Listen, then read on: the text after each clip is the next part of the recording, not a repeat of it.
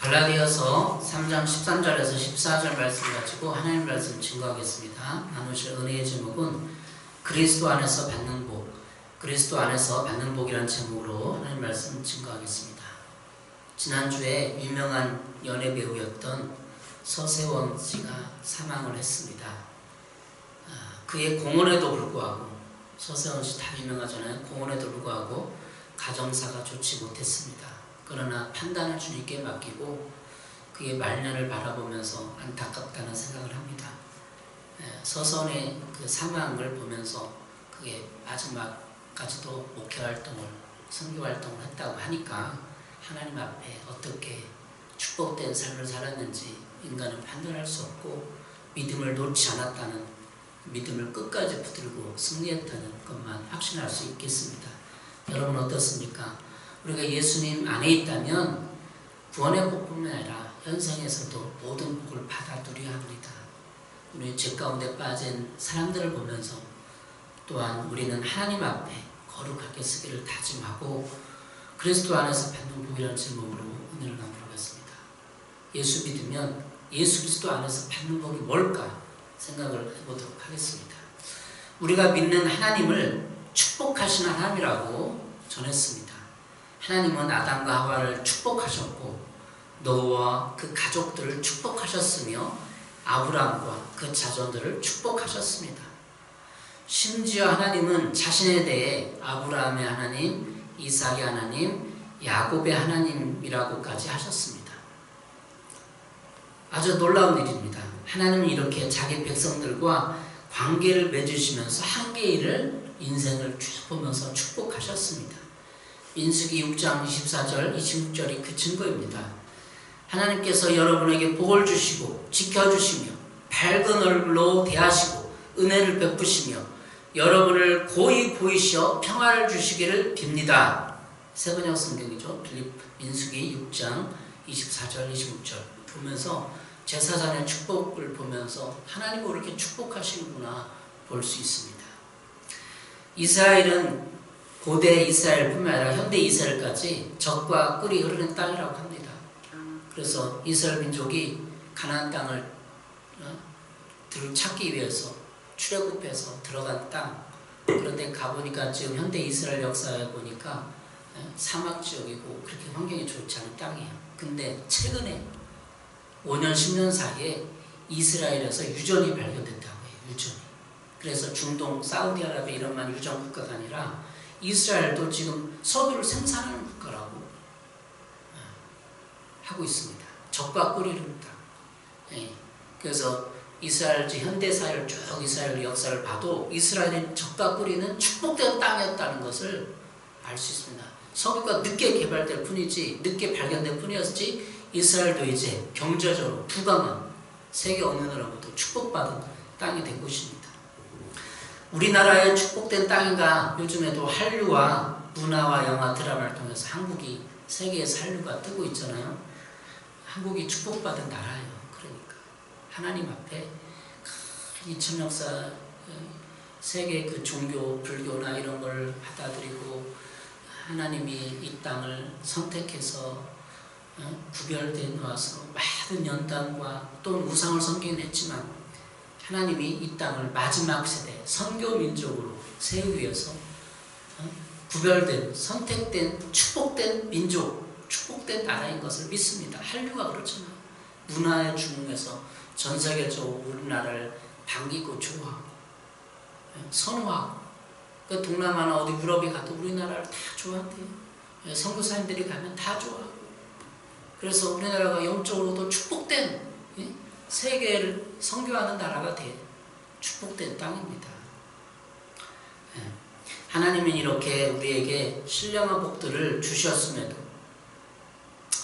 주셨음에도 불구하고 우리는 물질에 한정한 복을 많이 생각합니다. 그러니까 경제적인 것 많이 생각해요. 경제적인 뿐만 아니라 세계 인류 역사를 축복하고 선교하는 제사장 나라가 된 게 얼마나 더 축복이에요. 이스라엘 제사장 나라가 됐듯이 우리나라도 제사장 나라가 돼서 세계 열방을 축복하고 선교하는 나라로 서가고 있는 중이잖아요. 이런 물질적인 것에 한정하여 복을 생각하면 또 나약해지기도 해요. 낙심되기도 해요. 이제는 영적인 복, 신령한 복까지도 우리의 일상생활에서 많이 기억하고 누려야 합니다. 에베소 1장 3절은 말하고 있습니다. 찬송하리다. 하나님 곧 우리 주 예수 그리스도의 아버지께서 그리스도 안에서 하늘에 속한 모든 신령한 복을 우리에게 주시되, 그리스도 안에서 복을, 신령한 복을 우리에게 줬다는 거예요. 어디서 줬다는 거예요? 그리스도 안에서 줬다는 거예요. 오늘 본문은 하나님의 축복이 하나님 없이 살던 우리에게 왔다고 말씀하고 있습니다. 갈라디아서 3장 14절이죠. 그것은 아브라함에게 내리신 복을 그리스도 예수 안에서 이방 사람에게 미치게 하시고 우리로 하여금 믿음으로 말미암아 약속하신 성령을 받게 하시라는 것입니다.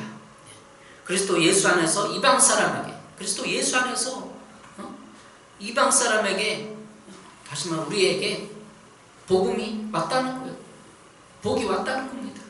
갈라디아서 3장 14절 그걸 말하고 있어요. 여러분, 무엇이 아담과 노아 그리고 아브라함과 같은 인물들에게 주셨던 축복이 우리에게까지 오게 된 것입니까? 그것은 바로 예수 그리스도 안에 있는 정체성 때문이에요. 예수 그리스도께서 하신 어떤 일이 하나님과 원수되어 살던 저와 여러분을 아브라함이 받았던 바로 그 축복을 이어받게 한 것입니다. 그렇다면 예수님께 하신 일은 무엇입니까? 우리 한 사람 한 사람을 위하여서 저주를 받고 나무에 달린 것입니다. 갈라디아서 3장 13절, 그리스도께서 우리를 위하여 저주를 받은 사람이 되심으로써 우리를 율법의 저주에서 속량해 주셨습니다. 기록된 바 나무에 달린 자는 모두 저주를 받은 자이다 하였기 때문입니다. 이 말씀은 예수님의 십자가 죽음을 말하는 것입니다. 십자가에서 저주를 받아서 우리를 율법의 저주에서 속량해 주셨습니다. 속량이란 처참한 처지에 있는 노예를 살리기 위해 값을 지불한 후 노예에게 자유를 주는 것이 속량입니다. 여기서 노예는 누구이겠습니까? 죄의 노예가 되어 살아오고 있는 저와 여러분을 말합니다. 저와 여러분이 그 죄의 노예가 됐던 것이죠. 갈라디아 3장 13절의 말씀은 곧 무엇을 말씀하고 있습니까? 우리들은 다 죄의 저주 가운데 살아가는 사람들이었지만 예수님이 저주를 대신 받아서 죄의 대가를 치르시고 우리를 속량하여 주신 것입니다. 원래 우리는 죄의 저주로 불지옥 심판을 받아 마땅한 존재입니다. 사실 우리는 죄 가운데 태어나서 평생 크고 작은 죄를 지으며 죄 가운데 죽어가는 사람들임에 틀림없습니다. 우리는 이방인으로 하나님을 알지도 못하고 자신이 누구인지도 모르고 무엇을 위해 살아나는지도 알지 못한 죄 가운데 허둥대다가 사라져버리는 허망한 인생들이었습니다. 예수님은 그런 나를 위해 십자가를 달리셔서 온몸으로 저주를 받아내셨습니다. 우리가 받아야 할 저주를 예수님께서 받은 것입니다. 여러분, 왜 예수님이 그렇게 하셨습니까? 나의 죄값을 치르시기 위해서였습니다. 성경 예레미야 17장 11절에서는 피가 죄를 속한다고 말하고 있습니다. 예레미야 11장 17절, 피가 바로 생명을 지니기 때문에 죄를 속하는 것이다. 세 번의 성경. 속한다는 것은 국어사전에 죄를 씻기 위하여 대신 바치다 라는 뜻이에요. 따라서 죄를 대신하기 위해서는 어떤 것의 희생의 피가 필요한 것입니다. 그래서 구약의 제사제도에서 이미 예수님이 죄를 대신하는 것을 보여주고 있습니다. 예수님이 나무인 십자가에서 달려 돌아가신 것은 바로 여러분을 죄의 저주에서 구해내시려고 그렇게 하신 것입니다. 여기서 강조하는 바는 여러분을 저주가 따라다니는 인생에서 축복이 따라다니는 인생으로 변화시키기 위해서 그렇게 하신 것입니다. 다시 우리가 기억해야 하고 되뇌어야 하는 것은 하나님의 아들 예수님께서 나 대신 저주를 받으심으로 나를 저주에서 속량하셨다는 것입니다. 그렇다면 우리는 어떻게 해야 합니까? 어떻게 합니까? 하나님 없이 살아가는 죄에게서 돌이켜서 그리스도가 십자가에서 이루신 구원을 믿음으로 받아들여야 하는 것입니다. 베드로전서 3장 18절입니다. 그리스도께서도 죄를 사시려고 단 한 번 죽으셨습니다. 곧 의인이 불의한 사람들을 위하여 죽으신 것입니다. 그것은 그가 육으로는 죽임을 당하시고 영으로는 살림을 받으셔서 여러분을 하나님 앞으로 인도하시려는 것입니다. 우리는 저주에서 해방되어 하나님 앞으로 인도함을 받은 사람들입니다. 게으름의 저주, 질병의 저주, 가난의 저주, 무능력의 저주, 중독의 저주, 이 모든 저주에서 우리는 해방받았습니다. 여러분 믿으십니까? 우리가 이 모든 인생에 누리는 모든 저주에서 해방되었습니다. 이제 우리는 하나님 앞에 살아가는 것을 축복받은 사람들입니다. 이제는 예수님 안에서 받은 축복으로 인해 축복된 인생으로 살아가시길 바랍니다. 그렇다면 축복된 인생으로 살아가는 방법은 무엇입니까? 바로 예수님의 이름으로 우리에게 필요한 모든 것을 구하는 것입니다. 요한복음 14장 13절 14절입니다. 너희가 내 이름으로 무엇을 구하든지 내가 행하리니 이는 아버지로 하여금 아들로 말미암아 영광을 받으시게 하려 함이라. 내 이름으로 무엇든지 내게 구하면 내가 행하리라. 아버지의 이름으로, 예수님의 이름으로 우리가 필요한 것을 구하는 것이 축복된 인생을 살아가는 첫 번째 길이고 첫 번째 관문, 구하시길 바랍니다. 두 번째, 그리스도 안에 있다는 것은 하나님의 구원 안에 있다는 것입니다. 하지만 그것은 방주 안에 있는 것 같은 공간적 의미보다는 그리스도와 연합되었다는 것입니다. 그리스도와의 친밀한 관계 가운데 주님을 주인으로 모시고 살아간다는 의미입니다. 우리의 신앙생활은 주님과의 친밀한 교제 가운데 생명을 공급받고 축복을 누리며 살아가는 것입니다. 로마서 6장 11절입니다. 이와 같이 여러분도 죄에 대해서는 죽은 사람이요 하나님을 위해서는 그리스도 예수 안에서 살고 있는 사람인 것을 알아야 합니다. 그리스도 예수 안에서 살고 있는 사람, 그리고 어디에 살고 있습니까? 예수 안에 살고 있는 거예요. 예수 안에. 텔레비 안에 살고 있는 게 아니고, 직장 안에 살고 있는 게 아니고, 남편 안에, 가정 안에 살고 있는 게 아니고, 근본적 우리의 영적인 원리, 삶의 원리는 예수 안에서 살고 있는 거예요. 죄에 대해서는 죽은 사람, 하나님에 대해서는 그리스도 예수 안에 살고 있는 사람이라는 것을 알아야 합니다. 갈라디아 3장 14절은 아브라함에게 내리신 복이 그리스도 예수님 안에서 우리에게 성취되었다고 말하고 있습니다. 갈라디아 3장 14절은 믿음으로 말미암아 약속하신 성령을 받게 하신다고 말했습니다. 따라서 우리에게 주신 보혜사 성령님의 인도와 보호로 또 은사로 우리가 축복을 누리게 된 것입니다. 요한복음 14장 26절입니다. 보혜사 곧 아버지께서 내 이름을 보내실 성령, 그가 너에게 모든 것을 가르치고 내가 너에게 말한 모든 것을 생각나게 하리라. 우리가 예수님 앞에 머물 때 성령의 음성을 듣고 삶을 살아갑니다. 그래서 우리는 우리의 삶이 몸이 건조해지지 않습니다. 요한복음 15장 5절, 나는 포도나무요 너희는 가지라. 그가 내 안에 내가 그 안에 거하면 사람이 열매를 많이 맺나니 나를 떠나서는 너희가 아무것도 할 수 없습니다. 예수님 말씀하신 요한복음 15장 5절, 우리가 예수님을 포도나무, 우리는 가지가 예수님 포도에 있으면 뿌리에서 물과 양분을 길러서 올려서 봄이 되면 새싹이 우러나듯이 우리의 삶이 새싹이 우러나는 거예요. 가지가 포도나무에 붙어 있는 것처럼 우리는 날마다 우리의 생각과 감정과 의지가 예수님과 연합되어 또 조율되어 있는지 살펴봐야 돼요. 우리의 생각, 감정, 의지가 날마다 예수님 안에서 조율되어야 돼요. 예수님 앞에 연합되었다는 것은 우리의 생각과 감정이 예수님과 이렇게 얘기를 하고 교제를 하고 이렇게 믹스된다는 거, 믹스. 야채 믹스라고 있잖아요. 저기 마트에 가면 야채 믹스라고 있는데 여러 가지 야채를 섞어놨어요. 이렇게. 그래서 아침에 야채를 이렇게 먹을 수 있게끔 딱 구워서 먹는 거 아니에요? 각가지 야채를 믹스하는 것처럼 우리의 생각과 의지와 감정, 예수님의 생각과 믹스되고 우리의 생각으로 살면은 늘 부정적이에요. 늘 부정적이고 할 수 없다고 하고 부정적으로 평가하고 이 나라와 민족과 역사를 부정적으로 평가하는 거예요. 정치를 보세요. 누가 돈 받았다니 저기 서로 야당 서로 현수막 프랜카드 붙이고 서로 공격하고 부정하고 다 그러고 이게 세상 정신이에요. 예수님 안에 있으면 어떻게 해요? 긍정으로 바뀌는 거예요. 할 수 있다 하면 돼. 해보자. 예? 예수님 안에 있으면 어떻게 돼요? 다 긍정으로 보게 돼요.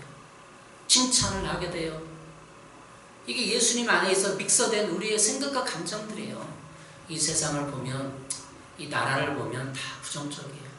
그죠? 그러나 우리 서도에서겠지. 하나님 우리나라를 축복하신 거예요. 한류를 통해서 전 세계에서 우리나라를 반기고 환영하고 있다는 거예요. 그게 축복 아닙니까? 우리나라가 전 세계에서 사람들이 환영하면 선교사가 들어가주고 복음이 들어가기 좋고 다 열려있는 거잖아요. 부정적인 걸 보면 또 부정적이에요. 지금 삼성의 그 반도체 이 가격이 하락을 해갖고 지금 우리나라 수출 경기가 침체되고 이런 게 지금 막 뉴스기사 뜨고 있어요. 너무나 부정적이에요. 정치를 봐도 나라 경제를 봐도 그냥 긍정적인 거 보잖아요. 긍정적인 거 보면 예수님 안에 있으면 긍정을 보게 돼요. 예수님 안에서 새 힘을 받게 되는 거예요. 여러분의 삶이 크고 작은 일이건 주님 안에서 다시 생각해보고 다시 기도해보고 주님의 인정과 주님의 조율을 받으시기 바랍니다. 우리는 날마다 부정적으로 돼요. 그냥 주님 앞에 나가지 않고 예배하지 않고 그냥 살면 늘 부정적이에요. 사회가 부정적이고 신문기사가 부정적이고 연예계가 부정적이기 때문에 그러나 우리는 주님 앞에 나가면 주님이 우리를 조율해 주십니다. 부정적인 감정들을 정화시켜 주시고 부정적인 생각들을 긍정적으로 바꿔주시고 새 힘을 주십니다. 여러분의 저주가 이미 예수님 안에 끊어졌기에 예수님 안에서 마음의 평강과 복을 뿐만 아니라 생활의 복도 누릴 것입니다. 한류의 축복을 기억하십시오. 왜 한국이 이렇게 축복받았는지 섬기고 나눠주라고 하는 거예요. 여러분 우리 많은 간증자들 보잖아요. 탄혈기도 간증자들 보고 장애가 있는 여러 사람들 보잖아요. 성명의 시인도 보고 유명한 성명의 시인도 보고 그 장애를 뛰어넘어서 긍정하면서 자기 삶 나는 제일 감사하다. 지난주에 소개했던 그 목사님도 그런 책을 썼잖아요. 우리 가족만 예배드립니다. 교회는 우리 가족뿐입니다. 그분도 그렇게 하나님 안에서 또 예수님 안에서 축복을 받았기에 평강의 축복을 받았기에 가장 행복하다고 말하고 있는 거예요. 여러분의 저주 뭐예요? 가난의 저주, 질병의 저주, 무능력의 저주, 중독의 저주를 십자가에서 못 받고 일어나시기 바랍니다. 그 저주에서 일어나서 저주를 끊어버리고 이제 예수 그리스도 말미암아 여러분의 예수의 통치권을 인정하시고 예배 가운데 기름 부어 달라고 기도하며 간구하며 나갈 때 축복된 삶을 살아가시기 바랍니다. 기도하겠습니다. 하나님 아버지 감사합니다. 이렇게 하나님을 찬양합니다. 우리 인생을 예수님 안에서 축복된 인생으로 바꿔주심을 감사합니다. 이제 예수님 안에 살아갈 때 저주가 끊어졌음을 상기시키고 축복합니다. 내 자신을 축복하고 교회를 축복하고 이 세상을 축복하오니 축복된 삶으로 살아가게 하여 주시옵소서. 예수님의 이름으로 기도했습니다. 아멘.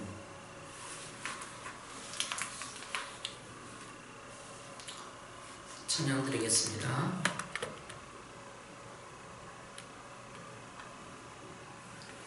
좀 꺼주세요.